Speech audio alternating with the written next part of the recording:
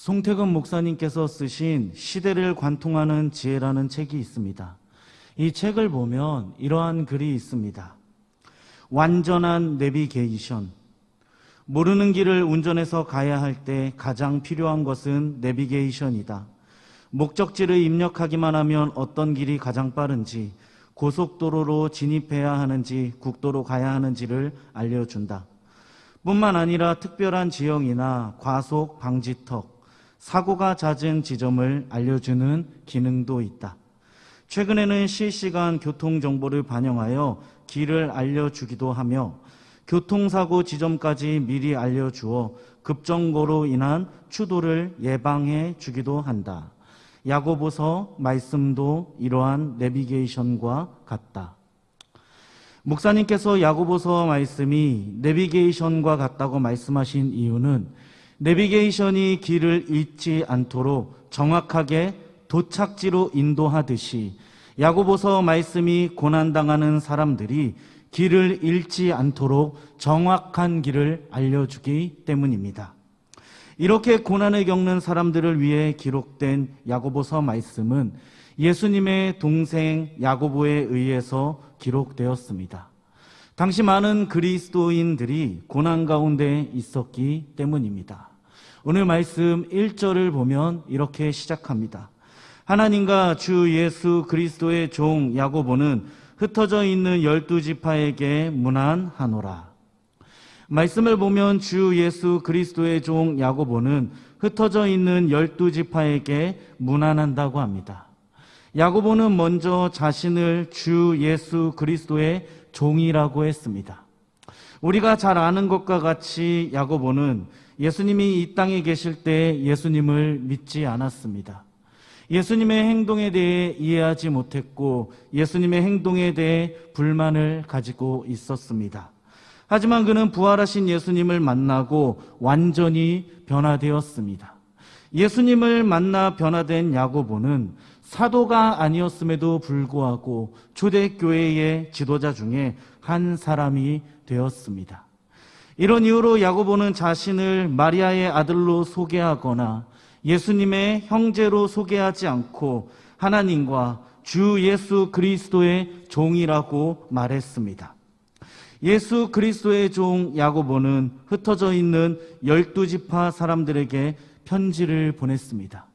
왜 그가 편지를 보내냐면 스데반의 순교 이후에 핍박으로 흩어져 많은 그리스도인들이 고난을 겪고 있었기 때문입니다. 이렇게 흩어진 그리스도인들은 종교적인 핍박을 받고 정치적인 차별을 당하고 사회적인 차별 속에서 살아야만 했습니다.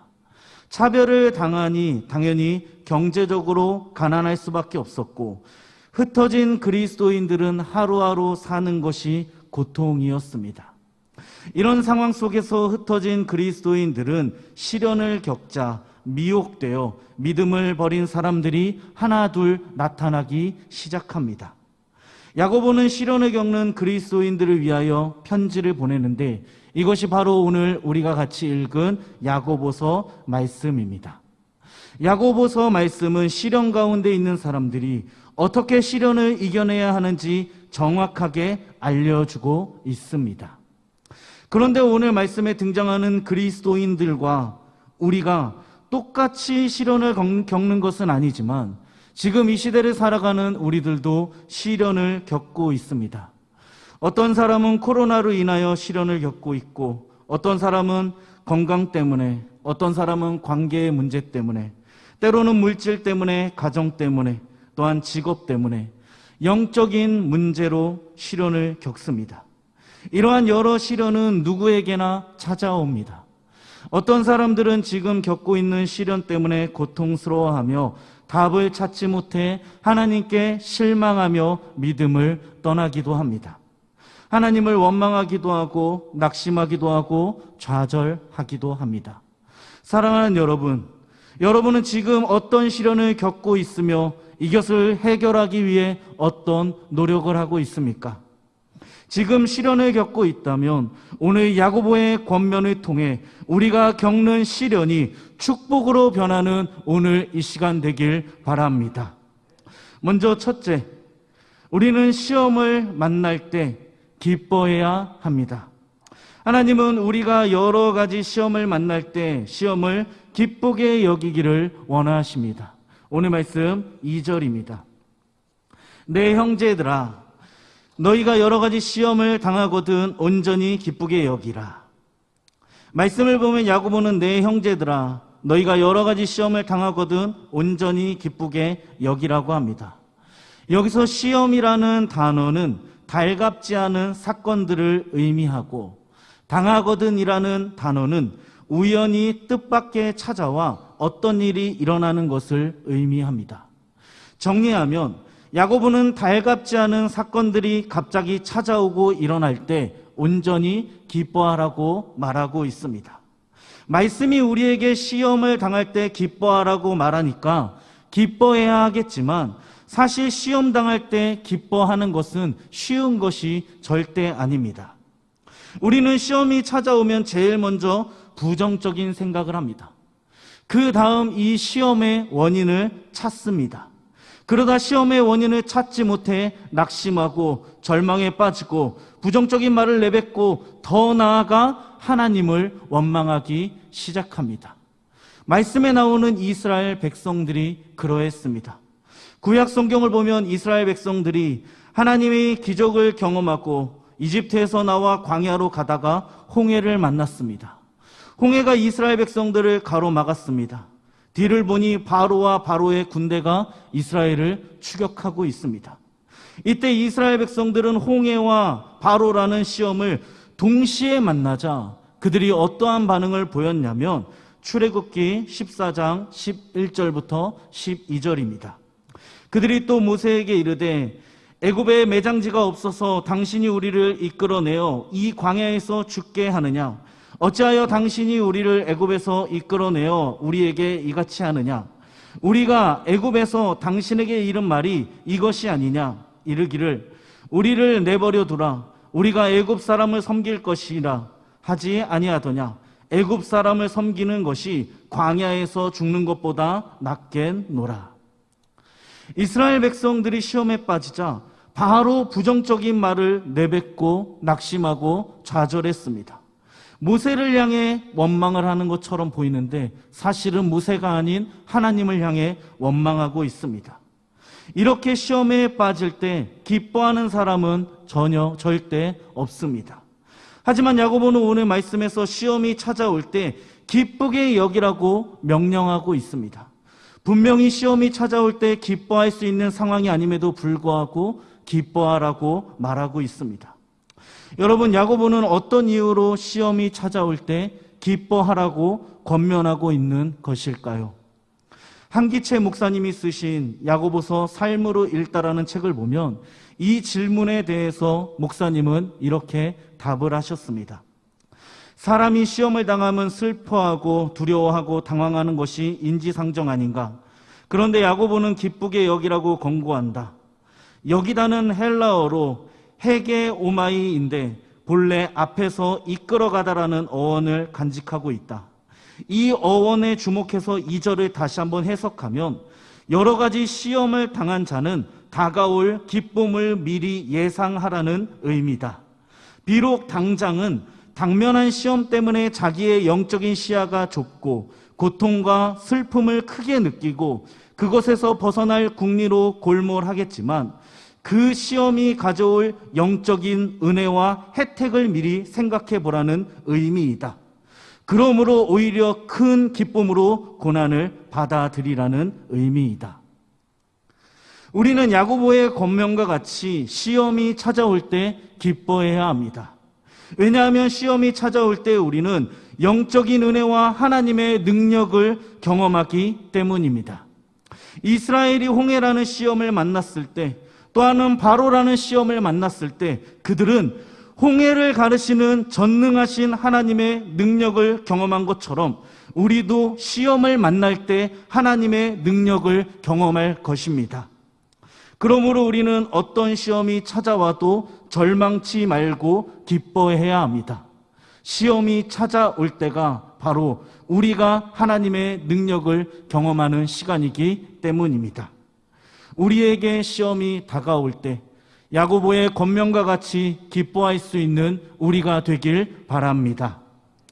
둘째로 믿음의 시련을 통해 인내가 만들어짐을 알아야 합니다.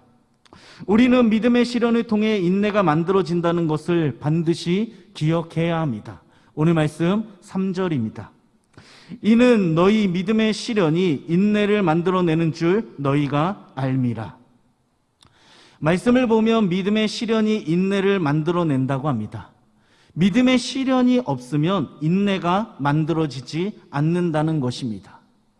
여기서 믿음의 시련을 통해 만들어진 인내를 헬라어 원문으로 보면 히포보네라는 단어인데, 어려운 일을 버틸 수 있는 능력, 어려운 일을 받아들일 수 있는 수용력을 의미합니다. 이러한 인내는 자동으로 만들어지는 것이 아닙니다. 시련을 통해 만들어집니다. 그러므로 우리는 믿음의 시련을 당할 때 피하지 말아야 합니다. 또한 믿음의 시련을 당할 때 도망가지 말아야 합니다. 우리가 믿음의 시련을 겪을 때 우리 안에 인내의 열매가 맺어지기 때문입니다.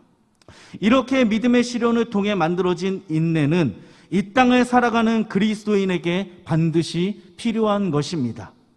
물고기에게 물이 필요하고 사람에게 공기가 필요하듯이 인내는 우리 그리스도인들에게 필요한 신앙의 필수 요소 중 하나입니다. 왜냐하면 인내가 있어야 환난의 때를 견딜 수 있기 때문입니다. 또한 믿음의 선한 싸움을 싸울 때도 인내가 필요합니다. 그리고 죄악을 대적할 때, 선을 행할 때, 교회를 돌아볼 때, 말씀을 전하고 가르칠 때, 믿음을 지킬 때, 믿음의 경주를 할 때, 사람을 용서할 때, 그리스도의 재림을 또한 기다리려면 인내가 필요합니다. 그리고 가장 중요한 하나님께서 약속하신 것을 받기 위해서는 인내가 필요합니다.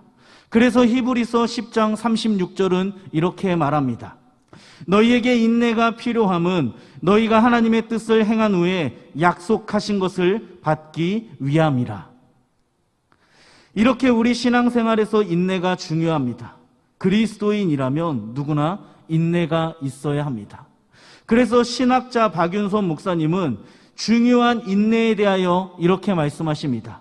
시험의 결과로 인내를 얻는다. 인내는 우리로 하여금 옳은 길을 끝까지 가게 한다.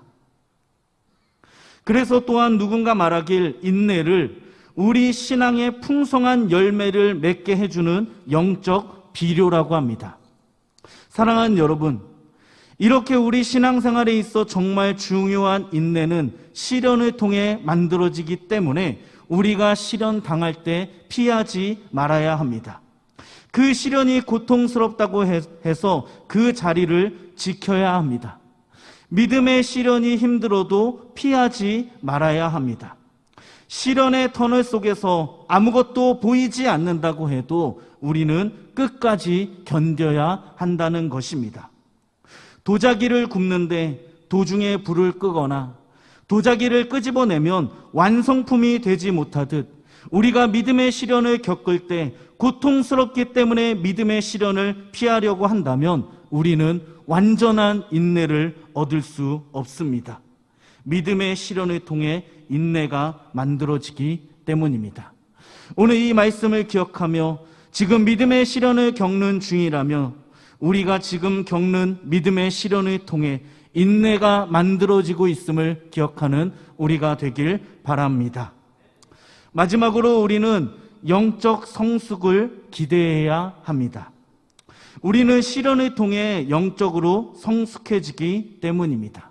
오늘 말씀 4절입니다. 인내를 온전히 이루라. 이는 너희로 온전하고 구비하여 조금도 부족함이 없게 하려 함이라. 먼저 야고보는 인내를 온전히 이루라고 합니다. 권성수 목사님은 자신의 책 행동하는 믿음, 생생한 신학에서 이 부분을 이렇게 해석하셨습니다. 인내를 온전히 이루라는 것은 인내의 마라톤을 완주하라는 것입니다. 여러분이 지금 어떤 시련을 당하고 계신지 모르지만 그 시련의 터널을 빠져나올 때까지 참는 것이 인내의 마라톤을 완주하는 것입니다. 우리는 시련의 터널을 빠져나올 때까지 인내의 마라톤을 완주해야 합니다. 왜냐하면 인내의 마라톤을 완주할 때 온전하고 구비하여 조금도 부족함이 없게 되기 때문입니다. 여기서 온전하고라는 단어를 원문으로 보면 텔레이오스인데 완전하거나 흠이나 결함이 없는 상태를 뜻합니다. 그리고 구비하여라는 이 단어를 원문으로 보면 홀로클레로스인데 모든 점에서 완전하고 완벽한 모든 기대사항을 완벽하게 충족한다는 의미를 가지고 있습니다. 이 두 단어를 합하면 온전, 완전, 완벽, 성숙이라는 뜻으로 그야말로 최상의 완전, 최고의 성숙을 의미합니다. 시련당할 때 인내하면 온전한 성숙에 이르게 된다는 것입니다. 정리해보면 우리가 인내를 온전히 이룰 때 아무것도 부족함 없이 성숙하고 완전하게 됩니다. 인내를 온전히 이룰 때 온전한 사람, 완전히 성숙한 사람, 성숙한 그리스도의 제자가 된다는 것입니다. 하나님께 쓰임받는 인물들을 보면 시련을 통해 인내를 이루고 온전한 사람으로 변화되는 것을 볼 수 있습니다. 구약 성경에서 하나님은 요셉을 통해 선한 뜻을 이루시기 위해 그를 애굽의 구원자로 세우기 위해 13년 동안 요셉에게 온갖 시련을 주십니다. 요셉은 형들을 통해 이방인의 손에 이집트에 팔려갑니다. 억울한 누명을 씁니다. 그는 이러한 시련을 통해 인내를 이루고 온전한 하나님의 사람으로 변화되었습니다. 모세도 마찬가지입니다. 모세는 하나님께 쓰임받기 위해 여러 가지 시련을 겪었습니다. 모세는 이러한 시련을 통해 인내를 이루고 마침내 하나님의 사람으로 조금씩 변화되었습니다. 그러므로 지금 우리가 시련을 당하고 있다면 시련을 통해 이루어질 우리의 영적 성숙을 반드시 기대해야 합니다. 안호성 목사님께서 쓰신 풀림이라는 책을 보면 이러한 글이 있습니다.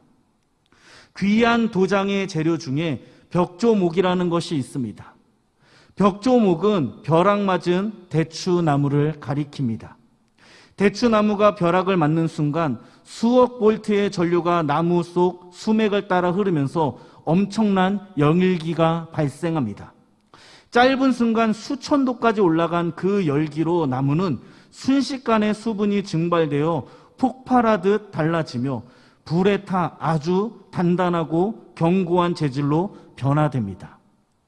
대추나무는 본래 무르고 약한 나무인데 벼락을 맞은 벽조목은 얼마나 단단한지 톱으로도 켤 수 없고 도끼로도 잘리지 않을 정도입니다.